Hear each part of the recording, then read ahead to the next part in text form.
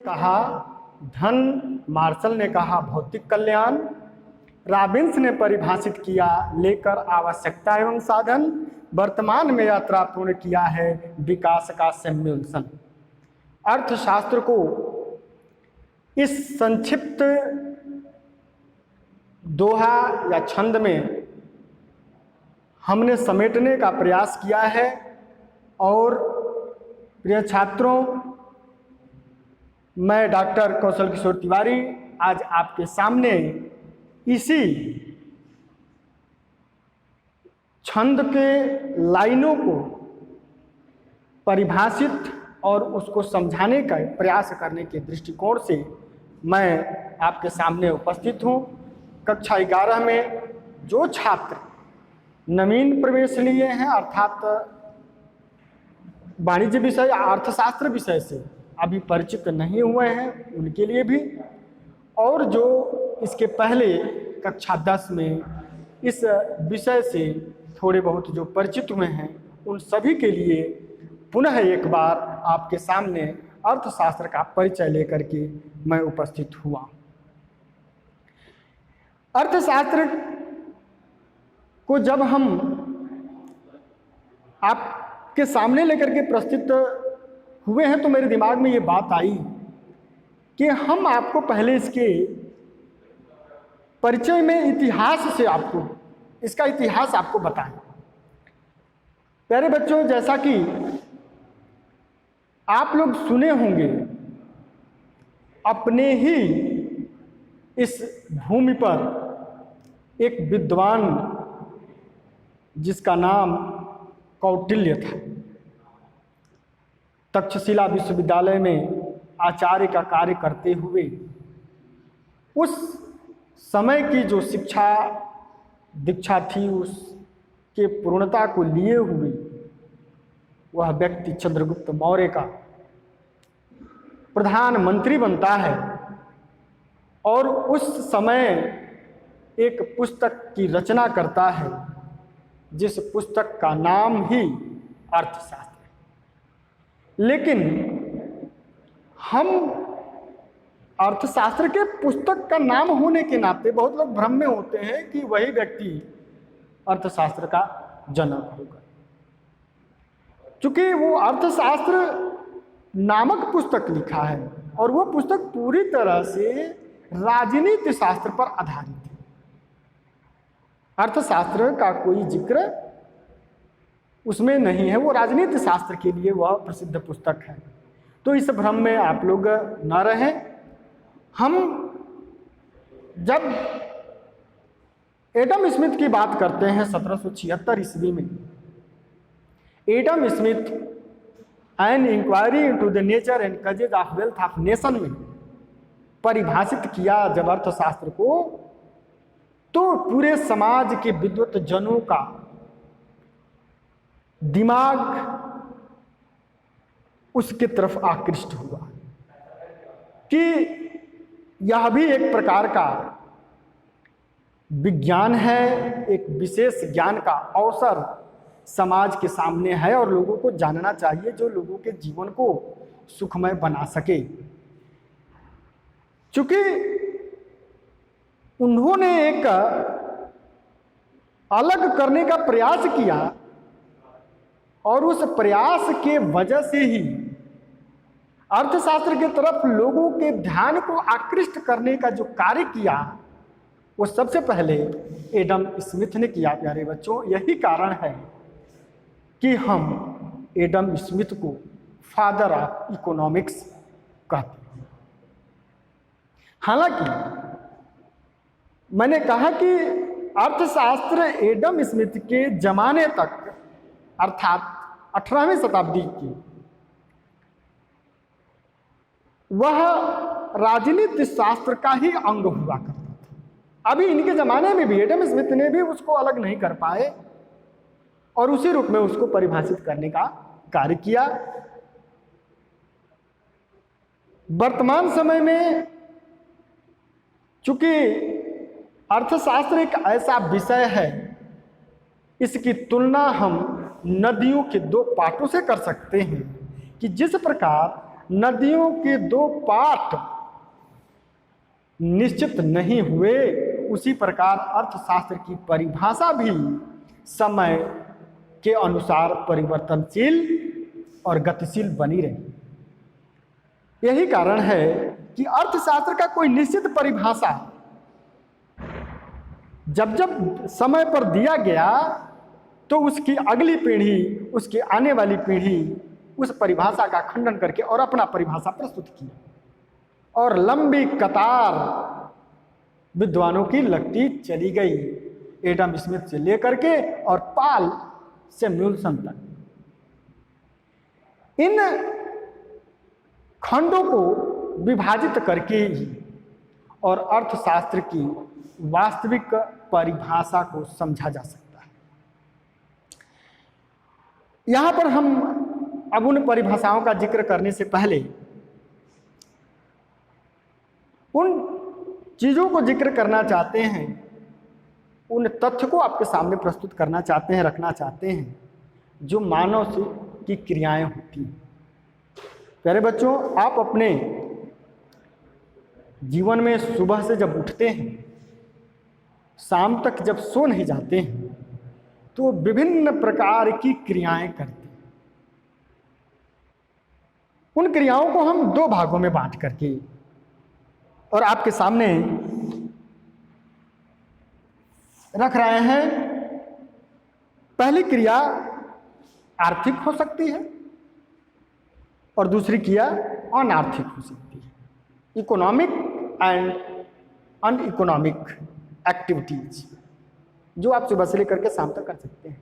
और आप स्वयं इस कक्षा के पश्चात एक आपके लिए यह प्रोजेक्ट वर्क होगा कि आप जाएं और इस पर विचार करें और आप अपने दिन भर की घटनाओं को, दिन भर की क्रियाओं को नोट करने का प्रयास करें, और ये मैं आपको जो आज बता दे रहा हूं इसके आधार पर आप उसे अलग अलग करने का प्रयास करें। आर्थिक क्रिया वो क्रिया होती है जिसे में आप अपने लाभ के उद्देश्य से जो क्रियाएं आप करते हैं, आप अपने जीव को पार्जन के लिए जो क्रियाएं आप करते हैं, उन क्रियाओं को हम आर्थिक क्रिया कहते हैं। अनार्थिक क्रिया ठीक इसके उल्टा, अर्थात जिसका उद्देश्य लाभ कमाना नहीं होता है, जिसका उद्देश्य जीव को पार्जन नहीं होता है, और ऐसे तमाम वर्ग कहीं जो व्यक्ति करता है। हम आपको उदाहरण बता दें। पहले अनार्थिक क्रिया का उदाहरण आपके सामने रख रहा हूं। अनार्थिक क्रिया, आप सुबह उठ करके और जो योगा करते हैं, यह योगा आपकी अनार्थिक क्रिया है। आप सोते हैं, अनार्थिक क्रिया है। आप ध्यान लगाते हैं, अनार्थिक क्रिया है। आप एक सामाजिक व्यक्ति होकर के समाज के लिए कहीं कोई सेवा करने जाते हैं, किसी मरीज का, किसी दीन दुखी का, बिना लाभ का, बिना कुछ पारिश्रमिक लिए, बिना कुछ किए आप उसको सर्विस देते हैं, तो वो सभी अनार्थिक क्रिया होती है। ठीक है बच्चों, आर्थिक क्रिया वह क्रिया होती है जिसमें लाभ सम्मिलित होता है और जिसको हम निम्न भागों में बांट करके और हम समझ सकते हैं। ये आपके सामने मैंने 5 चीजें लिखा है: उत्पादन, प्रोडक्शन, उपभोग, कंजप्शन,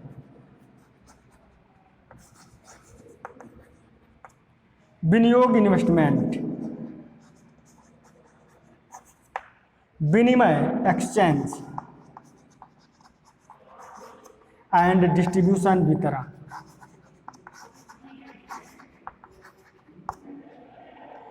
ये 5 क्रियाएं जो होती हैं, ये बड़ा ही इम्पोर्टेंट होती है, बड़ा महत्वपूर्ण है, और ये ही आर्थिक क्रियाएं होती हैं। आपको जब अर्थशास्त्र के क्षेत्र के बारे में बताया जाएगा तो यही वो क्षेत्र भी हैं जो अर्थशास्त्र के क्षेत्र कहलाते हैं, और ये आर्थिक क्रियाएं। उत्पादन, वस्तुओं का उत्पादन अर्थात प्रकृति द्वारा प्रदत्त चीजों को, वस्तुओं को जब उसमें हम उपयोगिता को भरते हैं, और उपयोगिता क्यों भरते हैं, तो किसी की संतुष्टि के लिए। अर्थात जब इन्हीं पदार्थों को हम लेकर के प्रकृति से उपयोगिता को संतुष्ट करने की क्षमता जब उसमें हम निहित कर देते हैं, तो वह प्रक्रिया प्यारे बच्चों प्रोडक्शन कहलाता है। ये चाक है, यह चाक विभिन्न स्वरूपों में यह पदार्थ इस प्रकृति में पाई गई थी, लेकिन इसकी कोई उपयोगिता नहीं थी। एक उत्पादक उनको एकत्रित किया और उसका कारखाने की प्रक्रियाओं से गुजार करके और इसमें लिखने की क्षमता विकसित कर दिया। अर्थात वो इस चाक का उत्पादन कर दिया। ठीक है, यह आर्थिक क्रिया है। जब कोई वस्तु उत्पादित होती है तो उसका उद्देश्य होता है कि वो किसी की क्षमता की पूर्ति करे, किसी की आवश्यकता को संतुष्ट करे। उसमें क्षमता है तो वो किसी की आवश्यकता को संतुष्ट करे। अर्थात अगला जो बिंदु है वो है उपभोग, कंजप्शन। प्यारे बच्चों, यह जिस क्षमता का हम इस बोर्ड पर उपयोग कर रहे हैं, इसको ही हम उपभोग कहेंगे। हम इसका कंजप्शन कर रहे हैं, अर्थात इसमें निहित क्षमता का छिन्न भिन्न करना। कोई भी वस्तु जो आवश्यकता के लिए, पूर्ति के लिए बनी है, उस आवश्यकता के लिए उसका उपयोग करना ही उपभोग कहलाता है, कंजप्शन कहलाता है। ठीक है बच्चों, तीसरी जो चीज है विनियोग। हम अपने चल या अचल संपत्ति का फ्यूचर में यानी भविष्य के लिए लाभ कमाने के उद्देश्य से, उसमें और वृद्धि करने के उद्देश्य से जब हम उसको कहीं देते हैं या भेजते हैं तो उसको हम इन्वेस्टमेंट कहते हैं, विनियोग करते हैं। ठीक है। चौथा विनिमय अर्थात एक्सचेंज, और ये मूलभूत, क्योंकि आवश्यकता को संतुष्ट करने के लिए जब हम वस्तुओं को क्रय करते हैं तो उसके बदले हम उसे या तो कोई दूसरी वस्तु देते हैं या उसके बदले हम कोई दूसरा मुद्रा देते हैं जो मानक है, या तो हम उसे मुद्रा देते हैं। इसे हम एक्सचेंज करते हैं, आदान प्रदान करते हैं, जिससे कि हमारा ये उत्पादन, उपभोग और विनियोग की जो क्रियाएं हैं वह सुचारू रूप से चलती रहती है। चौथा है वितरण। डिस्ट्रीब्यूशन शब्द उत्पादन के लिए जिन भी साधनों का हम प्रयोग करते हैं, उन साधनों को उनके बदले हम जो चीजें देते हैं उसको हम वितरण कहेंगे। जैसे हम श्रम, पूंजी, भूमि, मशीन, ये सभी उत्पादन के साधन हैं। श्रम को हम पारिश्रमिक देते हैं, पूंजी को हम ब्याज देते हैं, भूमि को हम लगान देते हैं और मशीन को हम किराया देते हैं। प्यारे बच्चों, ये वितरण के अंतर्गत आता है और इन सभी आर्थिक क्रियाओं का उद्देश्य जो होता है वह लाभ कमाना होता है, इसलिए ये आर्थिक गतिविधि हुआ। हमने इसको जिक्र इसलिए किया कि आप अर्थशास्त्र को भली भांति समझ सकेंगे, क्योंकि आर्थिक क्रियाओं का बार बार ये आगे जब परिभाषाएं आएंगी और उनकी व्याख्या किया जाएगा तो उसमें यह बात बार बार आएगी कि मानव की आर्थिक क्रियाएं, वह जिनका अध्ययन हम जिस शास्त्र में करते हैं, जिस विधा में करते हैं, उसको हम अर्थशास्त्र कहते हैं। अब हम बात करेंगे अगले क्रम में अर्थशास्त्र क्या है। जब हम आपको आर्थिक क्रियाओं के बारे में जानकारी दे रहे थे तो हमने आपको बताया कि आर्थिक क्रियाओं का जिक्र आपके सामने बार बार आएगा। अब जब हम अर्थशास्त्र के परिभाषा की बात करते हैं तो विभिन्न विद्वानों ने समय समय पर जो परिभाषा दिया है उनके आधार पर उनके परिभाषाओं का वर्गीकरण किया गया और वह वर्गीकरण 5 प्रकार से किया गया है। धन संबंधी परिभाषा, भौतिक कल्याण संबंधी परिभाषा, सीमितता या दुर्लभता संबंधी परिभाषा, आवश्यकता विहीनता संबंधी परिभाषा और विकास संबंधी परिभाषा। ये 5 दौर चले और इस दौर से आज वर्तमान समय में जो परिभाषाएं चलती हैं वो विकास संबंधी परिभाषाएं चलती हैं। लेकिन अर्थशास्त्र को जानने के लिए आवश्यक है कि आप इन परिभाषाओं को क्रम से जाने।